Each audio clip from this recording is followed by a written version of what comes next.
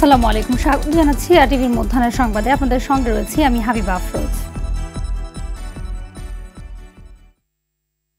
যে কোনো ধরনের যুদ্ধ ও নৃশংসতার বিরুদ্ধে দাঁড়াতে বিশ্ববাসীকে আহ্বান জানিয়েছেন প্রধানমন্ত্রী শেখ হাসিনা। সকালে থাইল্যান্ডের ব্যাংককে জাতিসংঘের এশীয় প্রশান্ত মহাসাগরীয় অঞ্চলের অর্থনৈতিক সামাজিক কমিশন ইউএনএসকাপের ৮০তম অধিবেশনে যোগ দিয়ে মহাসচিবের নতুন শান্তি নির্দেশনায় একাত্মতা ঘোষণা করে এই আহ্বান জানান তিনি। প্রধানমন্ত্রী বলেন, মিয়ানমারের চলমান সহিংসতায় রোহিঙ্গা প্রত্যাবাসন বিলম্বিত হচ্ছে। এতে বাংলাদেশ সহ আশপাশের অঞ্চলের নিরাপত্তা অত্যন্ত হুমকির মুখে পড়েছে। মিয়ানমার সংকটের সমাধান মিয়ানমারের মধ্যেই রয়েছে জানিয়ে প্রধানমন্ত্রী শেখ হাসিনাকে আসিয়ানকে এই বিষয়ে উদ্যোগী হওয়ার তাগিদ দেন। যে কোনো আঞ্চলিক সমস্যা আলোচনার মাধ্যমে সমাধান হতে পারে বলেও মত দেন তিনি।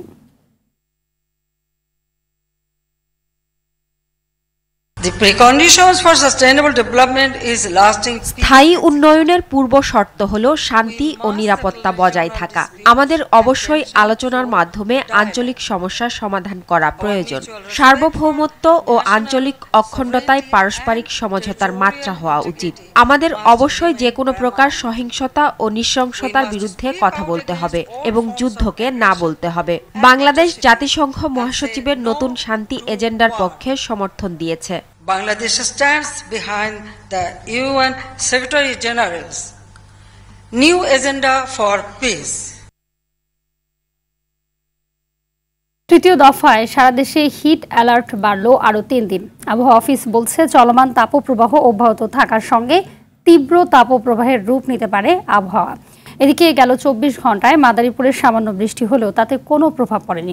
চলতি মাসে দেশে এবং দেশের আশপাশে বৃষ্টিপাতের কোনো সম্ভাবনা নেই বলেও জানায় আবহাওয়া অফিস। ভারতের পশ্চিমবঙ্গে বড় ধরনের বৃষ্টিপাত হলে তাপমাত্রা কিছুটা কমতে পারে। এদিকে তাপদাহের কারণে অতিষ্ঠ হয়ে উঠেছে জনজীবন। সবচেয়ে বেশি ভোগান্তিতে পড়েছেন শ্রমজীবী মানুষ। একান্ত প্রয়োজন ছাড়া ঘর থেকে বের হচ্ছেন না নগরবাসী।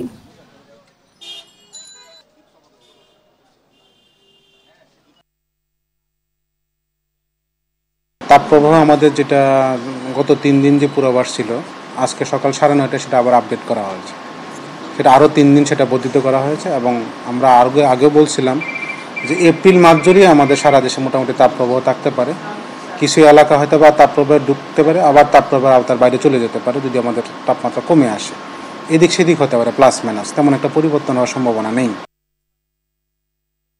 দর্শক, রাজধানীর আগারগাঁওয়ে আবহাওয়া অধিদপ্তরে রয়েছেন সহকর্মী রফিকুল ইসলাম, সরাসরি যুক্ত হচ্ছেন তিনি। রফিক, আবহাওয়া নিয়ে নতুন কোনো পূর্বাভাস কি দিয়েছেন কিনা কর্মকর্তারা, এবং সে সঙ্গে জানাবেন যে রাজধানীতে জনজীবনে কি ধরনের প্রভাব দেখছেন?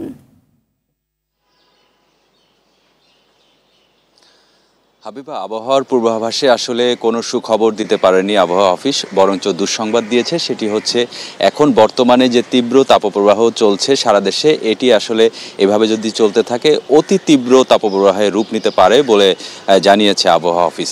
আমি আপনাকে একটু জানিয়ে রাখি, আসলে ৩৬ থেকে ৩৮ ডিগ্রি সেলসিয়াসের মধ্যে যদি তাপমাত্রা থাকে তাহলে সেটাকে মৃদু তাপপ্রবাহ বলা হয়, এবং ৩৮ থেকে ৪০ ডিগ্রি সেলসিয়াস তাপমাত্রার মধ্যে সেটাকে মাঝারি, এবং ৪০ থেকে ৪২ ডিগ্রি সেলসিয়াস তাপমাত্রার মধ্যে আসলে বলা হয় তীব্র তাপপ্রবাহ, এবং ৪২ ডিগ্রি সেলসিয়াস তাপমাত্রার উপরে যদি উঠে যায় সেক্ষেত্রে আসলে বলা হয় অতি তীব্র তাপপ্রবাহ। ইতোমধ্যে কিন্তু দেশের সর্বোচ্চ তাপমাত্রা ৪২.৬ ডিগ্রি সেলসিয়াস হয়েছে। আমরা গতকালকে যেটি দেখেছি সর্বোচ্চ তাপমাত্রা ৪১.৬ ডিগ্রি সেলসিয়াস হয়েছে, এবং ঢাকায় গতকালকে ছিল ৩৯.২ ডিগ্রি সেলসিয়াস তাপমাত্রা, এবং আজকে কিন্তু এখনই ৩৮ ডিগ্রির কাছাকাছি তাপমাত্রা। আবহাওয়া অফিস ধারণা করছে আজকে হয়তো রাজধানীতে তাপমাত্রা ৪০ ডিগ্রি সেলসিয়াস ছাড়িয়ে যেতে পারে।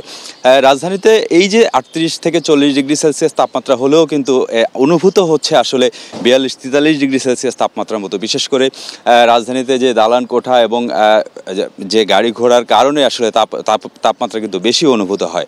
আবহাওয়া অফিস যেটি বলছে যে চট্টগ্রাম এবং সিলেট বিভাগের ২-১ জায়গায় কিছু হালকাভাবে বৃষ্টি হতে পারে, এবং কিন্তু সেই বৃষ্টির কারণে আসলে তাপমাত্রার উপরে কোনো প্রভাব পড়বে না, এবং খুলনা বিভাগের আসলে সবগুলো জেলায় এবং দিনাজপুর, নীলফামারী, রাজশাহী, পাবনা, ফরিদপুর এবং গোপালগঞ্জের যে জেলাসমূহ গোপালগঞ্জে আসলে তীব্র তাপপ্রবাহ বয়ে যাচ্ছে এবং এছাড়া ময়মনসিংহ, মৌলভীবাজার, রাঙামাটি, চাঁদপুর, নোয়াখালী, ফেনী, বান্দরবান জেলাসহ বরিশাল বিভাগ এবং রংপুর, রাজশাহী ও ঢাকা বিভাগের বেশিরভাগ জায়গার উপর দিয়ে আসলে মৃদু থেকে মাঝারি ধরনের তাপপ্রবাহ বয়ে যাচ্ছে এবং এই যে তাপপ্রবাহ কিন্তু আরও কিছুদিন অব্যাহত থাকবে বলে আবহাওয়া অফিস আমাদেরকে জানিয়েছে।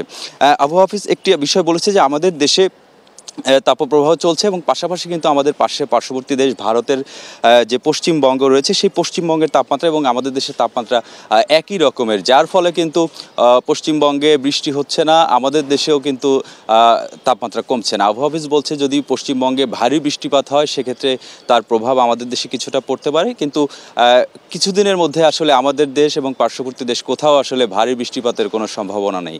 আর এই তাপপ্রবাহের কারণে কিন্তু জনজীবন অতিষ্ঠ হয়ে পড়েছে, সাধারণ মানুষ স্বাভাবিক যে কার্যক্রম জীবনযাত্রার ব্যাহত হচ্ছে, বিশেষ করে সড়কে তারা বের হতে পারছে না। আর সড়কে যেহেতু চলাচলকারীর সংখ্যা কম, যার ফলে খেটে খাওয়া মানুষ, বিশেষ করে উবার চালক, রিক্সা চালক, তাদের জীবন কিন্তু ওষ্ঠাগত, আয় রোজগার কমে গিয়েছে, তাদের স্বাভাবিক জীবনযাপন করতে আসলে কষ্ট হচ্ছে।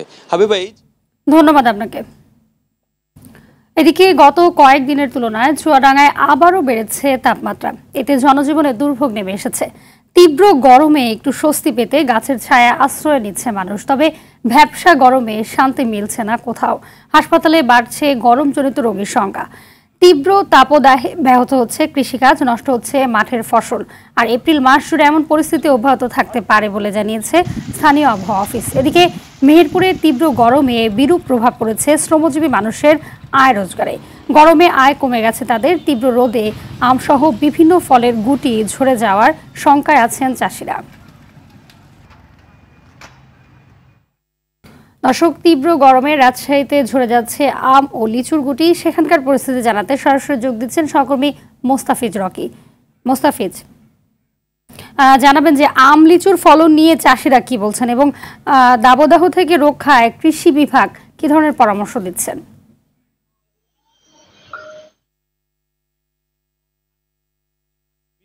12 দিন যাবৎ কিন্তু রাজশাহীতে কিন্তু বৃষ্টিপাত কোনো কিছুই হয়নি, ফলে সাধারণ মানুষের যে জনজীবন একেবারেই বিপর্যস্ত হয়ে পড়েছে। আমরা গত কয়েকদিন ধরেই কিন্তু আমরা দেখতে পাচ্ছি রাজশাহীর উপর দিয়ে মাঝারি থেকে তীব্র তাপপ্রবাহ বয়ে যাচ্ছে, ফলে সাধারণ মানুষের যে জনজীবন একদিকে যেমন বিপর্যস্ত হয়ে পড়েছে, তেমন কিন্তু আমরা প্রকৃতিতেও বিরূপ প্রভাব কিন্তু দেখতে পাচ্ছি। বিশেষ করে এই সময়টি কিন্তু আমরা দেখে থাকি যে আম এবং লিচুর একটি বেড়ে ওঠার সময়, কিন্তু আমরা কিন্তু দেখতে পাচ্ছি যে বিভিন্ন আম বাগান ঘুরে এবং লিচু বাগান ঘুরে কিন্তু আমরা দেখেছি যে এরই মধ্যে আম এবং লিচুর যে গুটি সেগুলো কিন্তু এরই মধ্যে ঝরে পড়তে শুরু করেছে। এবং এই বিষয় নিয়ে কিন্তু আমরা আম বাগানীদের সাথে কথা বলেছি, তারা আসলে যেটি আমাদেরকে জানিয়েছেন যে এই সময়টিতে আসলে তারা কিন্তু যেই বৃষ্টির যে আগে কিন্তু তারা কিন্তু দেখেছে যে এই সময়টিতে বৃষ্টি হয়, কিন্তু এবার কিন্তু একেবারে অনাবৃষ্টি এবং খরার কারণে কিন্তু আমের যে গুটি সেটি কিন্তু আসলে ঝরে পড়ছে। এবং কৃষি অধিদপ্তরের সাথে আমরা কথা বলেছি, তারা যেটি আমাদেরকে জানিয়েছেন এই সময়টি আসলে খরার কারণে আম ঝরে যাচ্ছে, তবে তারা পরামর্শ দিয়েছেন বেশি বেশি করে 10 দিন পর পর আসলে অন্তরায় যে গাছে যে পানি সেচ সেটি তারা দেওয়ার কথা বলেছে এবং সকাল এবং বিকালে প্রয়োজনে তারা কিন্তু আসলে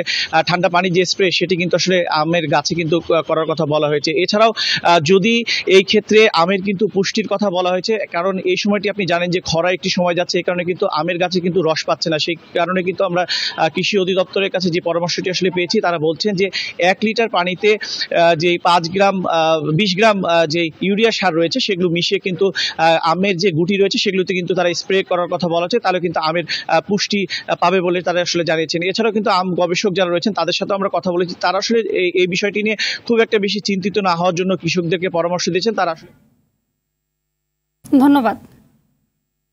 গেল 7 জানুয়ারির নির্বাচনের মাধ্যমে যে গণতন্ত্র প্রতিষ্ঠা হয়েছে তা অক্ষুণ্ণ রাখতে যে কোনো মূল্যে উপজেলা নির্বাচন সুষ্ঠু করতে হবে।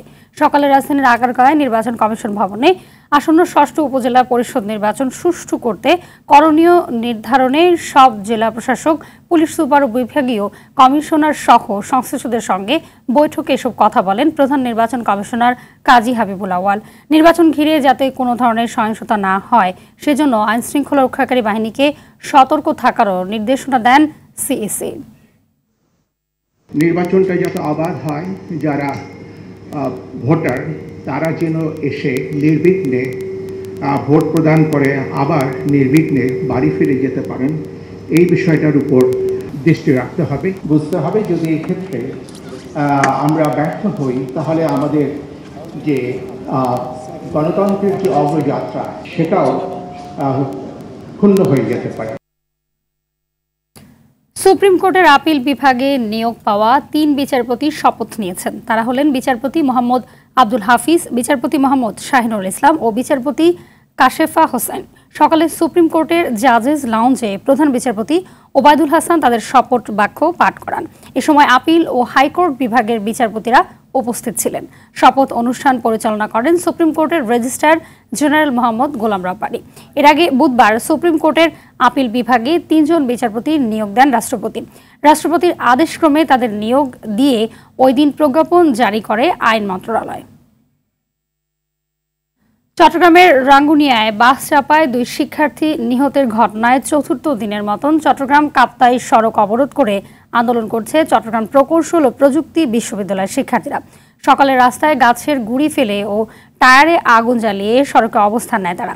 গেল সোমবার রাঙ্গুনিয়ার জিয়ানগরে মোটরসাইকেল ঘুরতে বের হয়ে বাসের ধাক্কায় চুয়েট পুর কৌশল বিভাগের তৃতীয় বর্ষের শিক্ষার্থী শান্ত সাহা ও 2য় বর্ষের শিক্ষার্থী তৌফিক হোসাইন নিহত হয়। এ ঘটনায় আহত হয় আরও 1 শিক্ষার্থী। ঘটনা তদন্তে 7 সদস্যের কমিটি গঠন করা হয়েছে। শিক্ষার্থীরা প্রশাসনের কাছে 10 দফা দাবি করে। দাবি আদায় না হওয়া পর্যন্ত ক্লাস ও পরীক্ষা বর্জন করে আন্দোলন চালিয়ে যাবার ঘোষণা দেন তারা। দর্শক, চট্টগ্রাম প্রকৌশল ও প্রযুক্তি বিশ্ববিদ্যালয়ে রয়েছেন সহকর্মী ইয়াসিন রানা সোহেল, সরাসরি যুক্ত হচ্ছেন তিনি। রানা, জানাবেন যে সড়ক দুর্ঘটনায় 2 ছাত্র নিহতের ঘটনায় ক্যাম্পাসে কি ধরনের কর্মসূচি দেখছেন এবং দায়ী গাড়ির চালককে গ্রেপ্তার করা হয়েছে কিনা? আপনি যেমনটি বলছিলেন, যত শিক্ষার্থীরা তাদের আন্দোলন তারা দুই পাশে অর্থাৎ দুই পাশে প্রচুর শিক্ষার্থীরা তাদের আন্দোলন অব্যাহত করে আন্দোলন চালিয়ে যাচ্ছে। একটি বৈঠক হয়েছে, বৈঠকে দাবি আন্দোলন চালিয়ে যাচ্ছে। তাদের দাবি যতক্ষণ পর্যন্ত মানা হবে না,